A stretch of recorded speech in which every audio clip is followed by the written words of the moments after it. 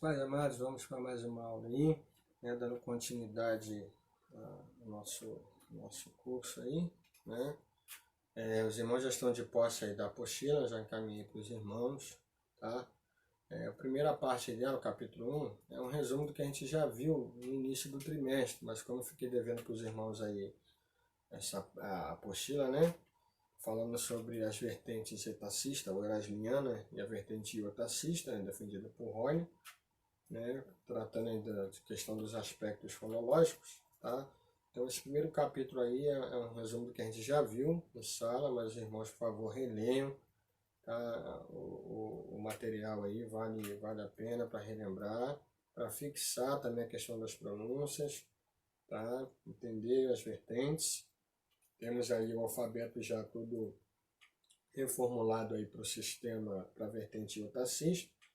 A gente já viu a vertente erasmiana aí no ano passado, né? Estamos vendo aí esse ano, quanto ao aspecto fonológico, a vertente iotacista, né? Então já tem aí o material aí da parte de alfabeto revisada, tá?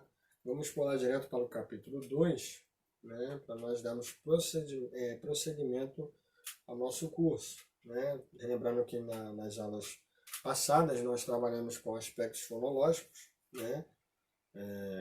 E agora nós vamos já começar a trabalhar com aspectos morfológicos, tá? Então, capítulo 2 aí, vamos aí para a página número 4 da nossa apostila, tá? Vamos começar a trabalhar com os verbos aí nos aspectos morfológicos, tá? Então, morfologia diz acerca da estruturação, da classificação das palavras, tá? Estabelecendo assim as funções, né, destas classes dentro da oração, né? Então assim, os verbos eles são importantíssimos, tá? Vamos deixar aqui que os verbos são importantíssimos, pois o meu êxito comunicativo vai depender muito da forma adequada que eu utilizo os verbos, tá? Pois em torno deles, por exemplo, se estruturam a oração ou os pensamentos, tá? Os verbos também organizam sintaticamente as orações e os períodos dela, tá? Então, assim, são importantíssimos, é importantíssimo nós entendermos os verbos, entendermos a forma adequada como eles devem ser usados, entendermos muito bem uma característica que a gente tem na língua grega, que são os aspectos, porque eles são importantíssimos quando envolve semântica, que é uma das partes mais importantes, né, para nós que somos estudantes da Bíblia Sagrada, né, é importantíssima essa parte da semântica, quando iremos trabalhar com a interpretação, com aquilo que de fato o texto quer dizer, né, interpretar o texto. Então a semântica é importantíssima, né? E os verbos eles são importantíssimos, tanto para as orações, quanto para o aspecto comunicativo, tá? Quanto para os pensamentos, né? E, então, assim, é de fundamental importância nós entendermos, né, como os verbos funcionam, com as ideias que eles trazem, tá? A estrutura dos verbos na língua grega, né, no grego kinim, né, eles respeitam aí basicamente as mesmas características que os verbos da língua portuguesa respeitam. Modo, voz, número, pessoa, e a gente tem essa característica na língua grega que é o aspecto, que está envolvido com o tempo, né? Então, modo, voz, número, pessoa, né, e tempo, ou aspecto, tá? Vamos trabalhar essa primeira parte aí. Vamos iniciar aí com os modos, tá? Então vamos lá. Então é importantíssimo nós entendermos como os verbos funcionam e quais são os seus aspectos. Então já vimos que eles se estruturam em modo, voz, pessoa e número e aspecto ou tempo, né? Vamos lá. Quanto aos modos, né? Nós temos aí 4 mais 2. 4 mais 2 4 mais 2, 6, né? Vamos botar 6, porque 2 a gente vai ver a parte aqui, tá? Nós temos o modo indicativo, tá? O modo indicativo, que é aquele modo da declaração feita com segurança, tá? como o nome já diz, indicativo. O modo indicativo, a preocupação dele é indicar algo com segurança, é apontar algo, é declarar algo, sem se preocupar se de fato aquilo é verdadeiro ou não. Tá? Mas como o nome já diz, indicativo, indicar. O modo indicativo é o modo da declaração, o modo de indicar. A declaração feita com segurança. Tá? Então esse é o modo indicativo. Ele não se preocupa, né, em explicar, né, se algo é verdadeiro ou não, mas ele se limita em declarar com segurança, em indicar, em apontar algo. Tá? Aí nós temos aí o modo também subjuntivo. Eu sei que na apostila depois do subjuntivo está vindo o imperativo, mas eu vou falar já do subjuntivo junto com o optativo. Por quê? Tanto o subjuntivo quanto o optativo, eles trabalham com a ideia da expectativa, do desejo, né? Da possibilidade, da probabilidade. Mas tem uma diferença entre os dois. Pois bem, o subjuntivo, como nós já vimos, assim como o optativo, trabalha com a ideia da probabilidade, da incerteza, da dúvida, né? Da hesitação, trabalha a ideia da expectativa e do desejo. Porém, o subjuntivo, ele vem carregado de dúvida, ou seja, ele trabalha com a ideia do desejo, da expectativa, da possibilidade, da incerteza, marcado pela dúvida. Por exemplo, algo que dificilmente irá acontecer. Tá? Não depende só de mim, não depende, no caso se eu for sujeito, não depende só de mim querer, né?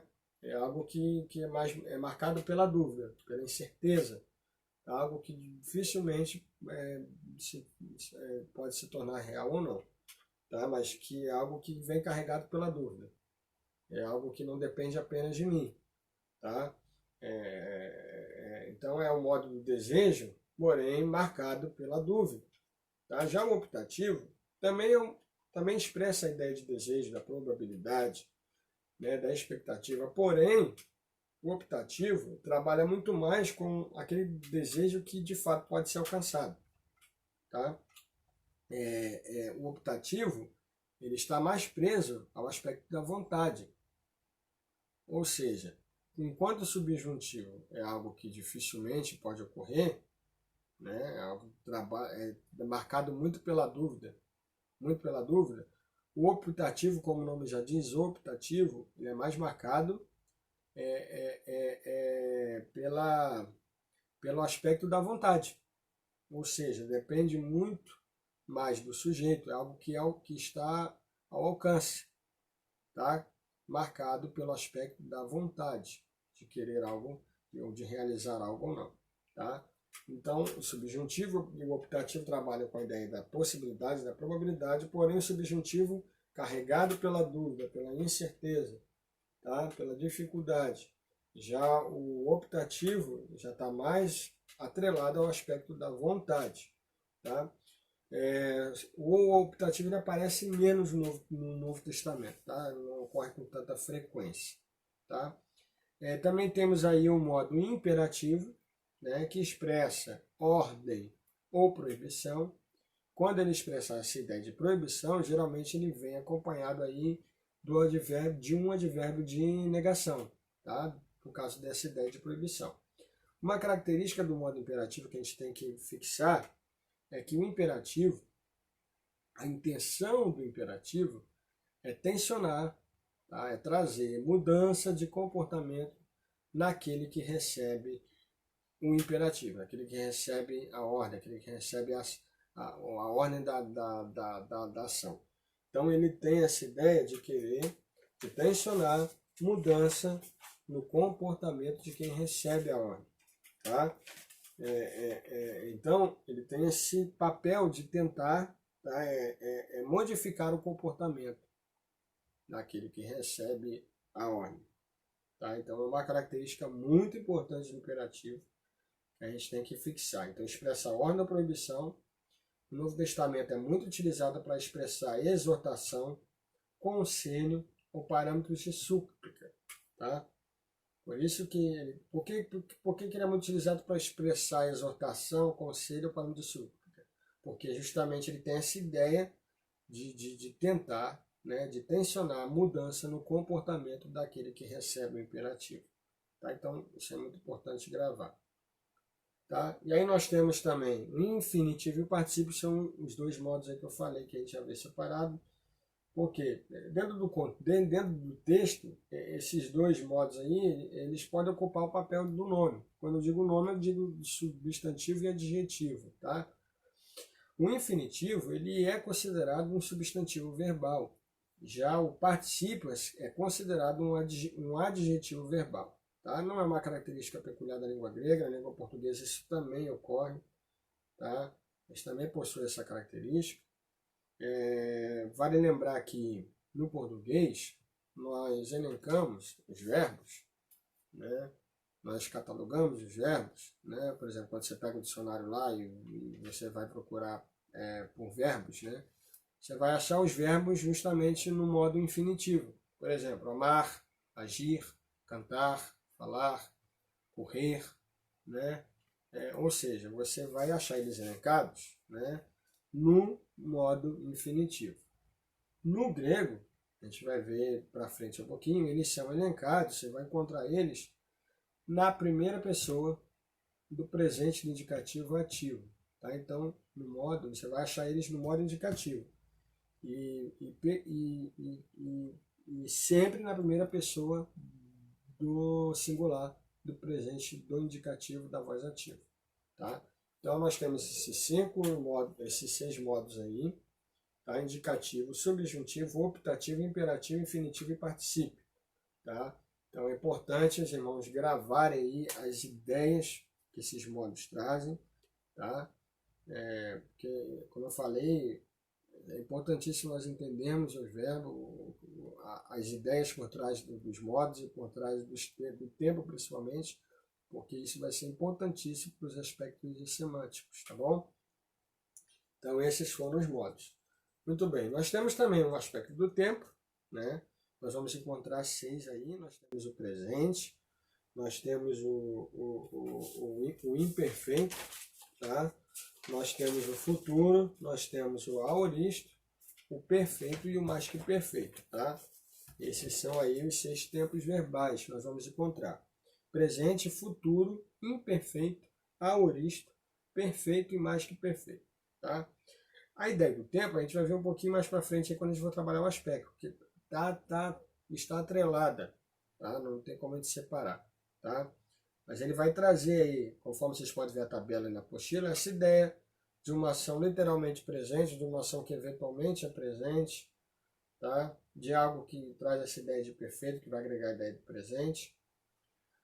Vai trabalhar também com a ideia do passado e do futuro.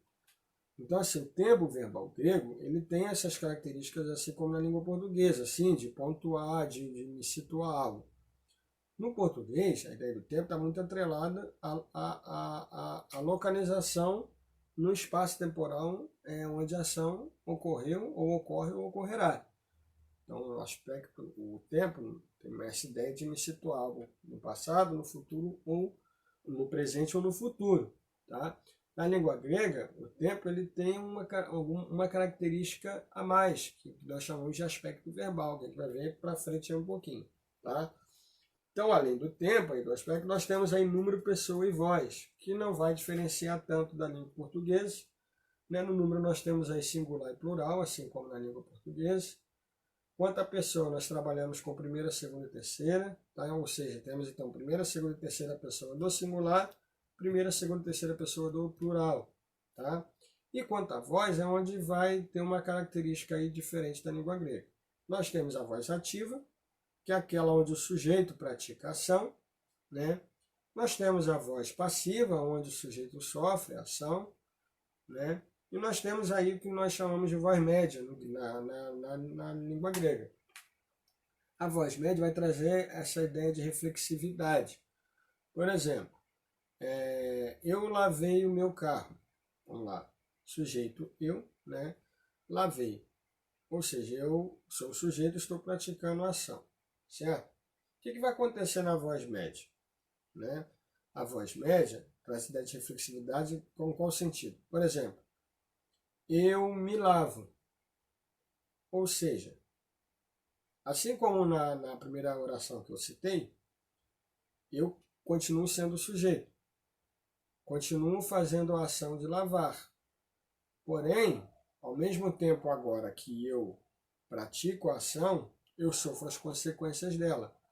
Olha, eu me lavo, ou seja, eu lavo e ao mesmo tempo eu estou lavando a mim mesmo. Tá? Então, a voz média vai trazer essa ideia de reflexividade. Quando o sujeito vai praticar algo, mas ele mesmo irá colher os resultados daquela ação. Tá bom? Então, a voz ativa, sujeito pratica a ação, né? A voz passiva, o sujeito sofre as consequências da ação, e a voz média, ao mesmo tempo que ele pratica, ele sofre as consequências daquela ação. Tá bom? E aí vamos lá, vamos trabalhar agora a questão do aspecto, né? Então vamos lá, é importantíssimo nós entendermos tanto as ideias dos modos, né, como as ideias aí que a gente vê diferença aí na voz, ativa, passiva e média, né? E agora é importantíssimo nós entendermos essa questão do aspecto que está atrelado ao tempo, né? Por quê? Porque é muito importante para os processos semânticos. Tá?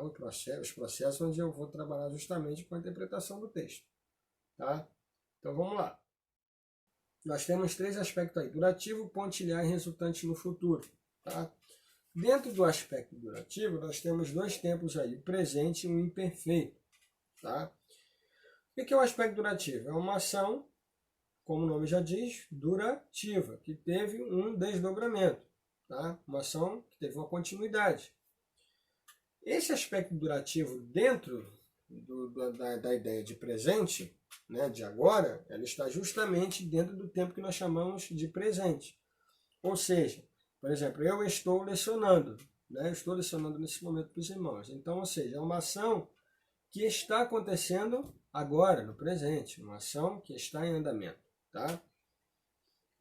O aspecto durativo contido dentro com a figura do passado, ela está contida no tempo que nós chamamos de imperfeito. Ou seja, é uma ação que ela teve uma continuidade. É uma ação que foi contínua, só que foi lá atrás. Tá? Ele se preocupa com os desdobramentos, com uma ação que teve uma duração, tá? Mas que ocorreu e se encerrou lá atrás. Tá bom? O segundo aspecto aí é o que nós chamamos de pontilhar, né? Ou pontual, tá? E aí nós temos ele contido dentro de 2 tempos aí, o aoristo e o futuro. O aspecto pontilhar caracterizado dentro do passado, ele vai estar no aoristo, tá? Ou seja, uma ação é pontual. Estão vendo aí um pontinho do lado da palavra aoristo, né? Na apostila aí. Ou seja, uma ação que ocorreu de uma maneira simples, tá? Sem especificar a duração. Algo que ocorreu e ficou lá atrás, sem se preocupar com os desdobramentos, mas preocupado com a ação em si. Tá? E o aspecto pontual, ou pontilhar, caracterizado no futuro, está contido dentro do tempo que nós chamamos de futuro. Ou seja, uma ação pontualmente que irá acontecer, que pode ser durativa ou não, mas a preocupação, né, de usar esse tempo verbal do futuro é para apontar algo que vai acontecer, sem se preocupar se ocorrerá desdobramento ou não. Ou seja, uma ação pontual de algo que irá acontecer. A preocupação é com a ação em si. Só que agora, em vez do passado, é com uma ação em si que ocorrerá no futuro. Uma ação pontual pontilhar. Tá? E o terceiro aí é o aspecto resultante no futuro. E aí nós temos também ele contido dentro de 2 tempos. O tempo perfeito e o tempo mais que perfeito. Tá? No tempo perfeito, nós vamos trabalhar com o aspecto resultante, né, no futuro, dentro de uma ação que, olha só que interessante, o perfeito é uma ação que pontualmente iniciou lá atrás. O tempo perfeito ele vai justamente me dar quando aquilo começou, tá? Ele vai me dizer que houve uma continuidade, tá? Houve desdobramentos, mas que aquela ação se encerrou. Porém, os desdobramentos, eles continuam no presente. Não a ação, mas os seus desdobramentos, seus resultados. Tá? Olha só que interessante essa característica do aspecto perfeito.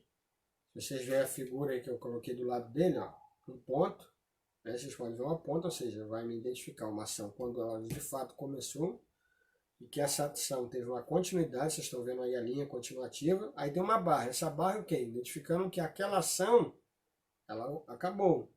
Porém, depois da barra, vocês podem ver que tem uma continuidade da linha, ou seja, uma ação que começou, teve desdobramentos, a ação terminou, mas os seus desdobramentos continuam. Tá? Então, o aspecto perfeito ele trabalha com uma ideia tanto no passado quanto ao mesmo tempo com resultados no presente. Tá? E o mais que perfeito, se vocês observarem a figura, aí nós temos um ponto, uma linha continuativa e uma barra e acabou. Ou seja, o que é o mais que perfeito? Né? É aquela ação. Né? Ele vai me mostrar justamente quando ela começou, vai me mostrar que ela teve desdobramentos, porém que quando aquela ação finalizou, os seus desdobramentos também se encerraram. Essa é a ideia do mais que perfeito. Tá? Então, assim, é importantíssimo nós gravarmos esses aspectos dos tempos. Então, nós vemos os 6 tempos aí, ó, presente, imperfeito, aorista, futuro, perfeito e mais que perfeito. Vimos os 6 e nós vimos o aspecto de cada um deles. Né? O presente e o imperfeito com esse aspecto de durabilidade, de duração, de continuidade. O presente com uma ação contínua no presente, o imperfeito com uma ação contínua no passado. Né? O pontilhar com essa ideia do aspecto de uma ação pontual, sem se preocupar com os seus desdobramentos, é preocupado com aquela ação que ocorreu ou que ocorrerá, tá? Pontualmente, sem se preocupar com os seus desdobramentos. E o aspecto resultante no futuro, nós temos aí o tempo perfeito e o mais que perfeito. O perfeito trazendo essa ideia de algo que aconteceu, que teve resultado, a ação acabou, porém os seus resultados continuam. E já o mais que perfeito de uma ação que começou, teve os seus desdobramentos, porém quando finalizou-se, quando findou-se aquela ação, os seus desdobramentos também se encerraram. Tá? Então é importantíssimo nós entendermos esses aspectos verbais, esses aspectos dos tempos verbais. Tá? Que Deus possa continuar vos abençoando, trazendo luz à nossa mente para que possamos fixarmos, entendermos, né, essa língua tão importante, pois o próprio Deus se encarregou de se utilizar dela para deixar registrado para nós o texto sagrado. Deus possa continuar vos abençoando. Nos vemos em breve.